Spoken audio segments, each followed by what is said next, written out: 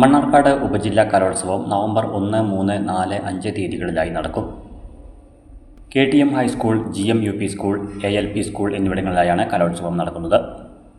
November 1 ശനിയാഴ്ച രാവിലെ 9 മണിക്ക് മണ്ണാർക്കാട് ഉപജില്ലാ വിദ്യാഭ്യാസ ഓഫീസർ C. അബൂബക്കർ പതാക ഉയർത്തുന്നതോടെ പരിപാടികൾക്ക് തുടക്കമാകുമെന്ന് സംഘാടകർ വാർത്താസമ്മേളനത്തിൽ അറിയിച്ചു.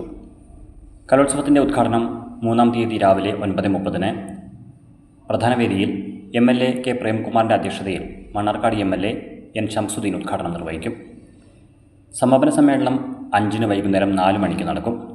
കേരളത്തിലെ ഏറ്റവും വലിയ ഉപജില്ലയായ മണ്ണാർക്കാട് നടക്കുന്ന കലോത്സവത്തിൽ 125 സ്കൂളുകളിൽ നിന്നായി 5348 പ്രതിഭകളാണ് 351 ഇനങ്ങളിൽ മത്സരിക്കുന്നത്. ഒക്ടോബർ 31 വെള്ളിയാഴ്ച കലോത്സവത്തിൽ പങ്കെടുക്കുന്നവരുടെ രജിസ്ട്രേഷൻ നടക്കും. മണ്ണാർക്കാട് ഉപജില്ലയിൽ പ്രത്യേകമായി കലോത്സവത്തിനോടൊപ്പം തന്നെ ഉറുദു കലോത്സവം, തമിഴ് കലോത്സവം എന്നിവയും നടക്കുന്നുണ്ട്. തമിഴ് കലോത്സവം ഇതേ ദിവസങ്ങളിൽ കൂടുതൽ തമിഴ് വിദ്യാർത്ഥികൾ പഠനം നടത്തുന്ന അട്ടപ്പാടി ഷോളയൂർ പഞ്ചായത്തിലെ മുട്ടത്തുകാട് ഗവൺമെൻറ് ഹൈസ്കൂളിലാണ് നടക്കുന്നത്. കലോത്സവത്തിൻ്റെ എല്ലാ ഒരുക്കങ്ങളും പൂർത്തീകരിച്ചതായി ഭാരവാഹികൾ അറിയിച്ചു. കേരളത്തിലെ ഏറ്റവും വലിയ സബ്ജില്ലയാണ് മണ്ണാർക്കാട് സബ്ജില്ല. കുറേ വർഷങ്ങൾക്ക് ശേഷമാണ് മണ്ണാർക്കാട് ടൗൺ കേന്ദ്രീകരിച്ചുകൊണ്ട് നമ്മുടെ സബ്ജില്ല കലോത്സവം നടക്കുന്നത്. അതുകൊണ്ടാണ് 3 സ്കൂൾ വെന്യൂവായിട്ട് നമ്മൾ തീരുമാനിച്ചിട്ടുള്ളത്. ഭക്ഷണം യൂണിറ്റി UPS തെങ്കര പാകം ചെയ്ത് KTM ഹൈസ്കൂളിലാണ് വിതരണം ചെയ്യുന്നത്.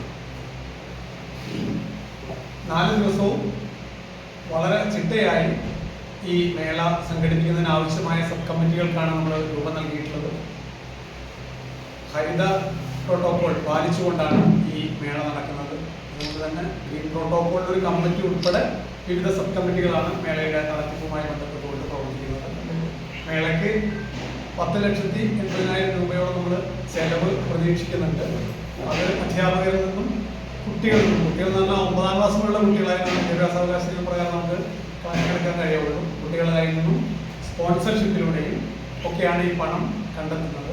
സർക്കാരിൻ്റെ ഒരു ചെറിയ കോൺട്രിബ്യൂഷനും ഇതിലേക്കുണ്ട്. മൊത്തം മേളകൾ നടത്താൻ 25 ലക്ഷം രൂപ ചെലവ് വരുന്ന ബജറ്റാണ് നമുക്കുള്ളത്. ശാസ്ത്രമേള വാർത്താസമ്മേളനത്തിൽ ഉപജില്ലാ വിദ്യാഭ്യാസ officer C. Aboobacker, HM forum convener SR Habeebulla, joint convener Siddique Parakkode, പ്രചരണ committee convener P. Jayaraj, Mansoor Ali TP, CN Sasidharan, A. Sreelal എന്നിവർ പങ്കെടുത്തു.